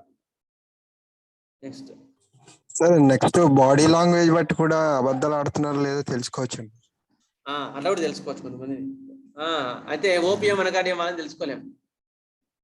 ఇప్పుడు సపోజ్ షాప్కి వస్తాడు ఓపీఎం వాడు షాప్కి వచ్చేసి మెల్లగా ఏం చేస్తాడు, కొంచెం ఎండ ఎక్కువ ఉంది అనుకో, ఒక చెత్త తీసుకుంటాడు, పోతా ఉంటాడు. సార్ మీరు చెత్త మా సార్ మీరు తీసుకుపోతున్న షాప్ అని అనుకో, అయ్యో మీదా, నేను ఎండ ఉంది కదా నాదే అనుకోని మా ఇంటికాడ పెట్టిన వచ్చిన అయ్యో అట్లా నాని మళ్ళీ పెట్టిపోతాడు. దొంగతనం అది. వాడు అబద్ధం ఆడుతూ ఉంటాడు. అట్లా దాన్ని బట్టి మనకు అర్థమవుతాం. అట్లా అబద్ధాలు మనకి కొన్ని తెలుస్తూ ఉంటాయి. అయితే కొన్ని ఎసెన్షియల్ అయిన కూడా మళ్ళీ రకరకాల కేటగిరీస్ ఉంటాయి. ఇప్పుడు కొన్ని ఎస్కేప్ అంటారు, దాన్ని చిన్నపిల్లలు ఉంటారు, వాళ్ళు ఎస్కేప్ దానికే అబద్ధం ఆడతారు. దాన్ని మనం ట్రూగా తీసుకోవద్దు. వాళ్ళ అబద్ధాలు ఆడతారని తీసుకుని రాదు. వాళ్ళు డామినేటింగ్ పేరెంట్స్ కనుక వాడు కొన్ని ఇష్టాలు తీసుకోనికి మాత్రమే అబద్ధాలు ఆడుతుందన్నమాట. అట్లా మనం దాన్ని అబద్ధాలకి ఎందుకు తీసుకుని రాదు. వాడు అబద్ధాలు నేచర్ కాదు. వాడు కొన్ని కావాలని చిన్న చిన్న వాటికి అబద్ధాలు ఆడితేనే అబద్ధాల మనుషులని గుర్తుపెట్టుకోవాలి. నెక్స్ట్ మాటలు ఎట్లా ఉంటాయి, పొడిచినట్లు ఉంటాయి. కొందరు ఏమంటారు, చిన్న మాటలన్నా పొడిచినట్టు మాట్లాడుతుంటారు వాళ్ళు, బాగా చేసిన వాళ్ళే. లేదా వాళ్ళ మాటల తీరు కూడా వేరేలా ఉంటుంది. పొడిచినట్టు మాట్లాడతారా. పొడిచినట్టు మాట్లాడడం అంటే సర్కాజం అంటారు తెలుగులో. అంటే వద్దింపు మాట్లాడడం అంటారు. వదిలించినట్టు మాట్లాడదాం చూసినవా అబ్బాయి అనమాట. వాటి కూడా మనం ఎదుటి వాళ్ళకి చెబుతారా, పెట్టే విధంగా సరదాగా బాధ పెట్టేటట్టు చెప్తారా. కొందరు టక్కున ముఖం మీదనే చెప్పేస్తారు, ఏదైనా సరే ముఖం మీద చెప్పేస్తా ఉంటారు, వాళ్ళు ఒక రకం. కొందరు సున్నితంగా చెప్తారు, వాళ్ళు ఇంకో రకం. ఓకే, అబ్రప్ట్ అంటారు. ముఖం మీద చెప్పి మాట్లాడే వాళ్ళు అబ్రప్ట్గా మాట్లాడతారు. కెంబీలు అవ్వాలనుకో సపోజ్ ఎగ్జాంపుల్, ఏదైనా సరే పట్టు అని ముఖం మీద మాట్లాడేస్తున్నారు. పల్స్టీల్ వాళ్ళు అట్లే మాట్లాడతారు. కాబట్టి డిఫరెంట్ ఎక్స్ప్రెషన్ వేరేలా ఉంటుంది. వాళ్ళు ముఖం మీద కొట్టినట్టు మాట్లాడతారు, వీళ్ళు కూడా ముఖం మీద కొట్టాడుతూ కొంచెం సుకుమారంగా ఉంటారు పల్స్టీల్.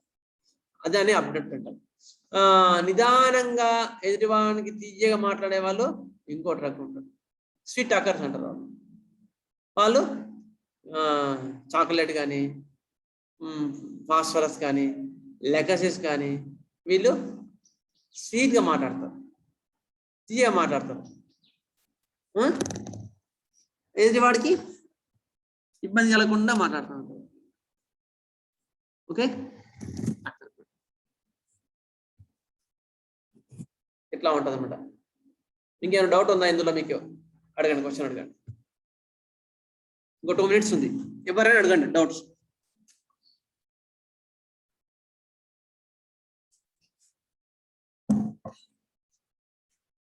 ఇవాళ చెప్పిన టాపిక్ ఎందుకంటే ఆల్మోస్ట్ కేస్ టేకింగ్ అయిపోయింది. నెక్స్ట్ దానిలో కొంచెం మీకు ఎక్స్ప్లెయిన్ చేస్తాను, కొన్ని వర్డ్స్ ఉంటాయి. ఇంకా చాలా రోజులు అయిపోయింది కేస్ టేకింగ్.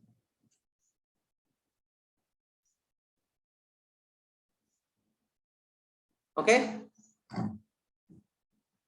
నెక్స్ట్ ఒకవేళ ఎవరైనా నోట్స్ లేని వాళ్ళు ఉంటే ఫోటో తీసి, ఎవరున్నారు ఫోటో తీసి పెట్టేస్తే మన గ్రూప్లో మీరు అది చూసి చదువుకోండి.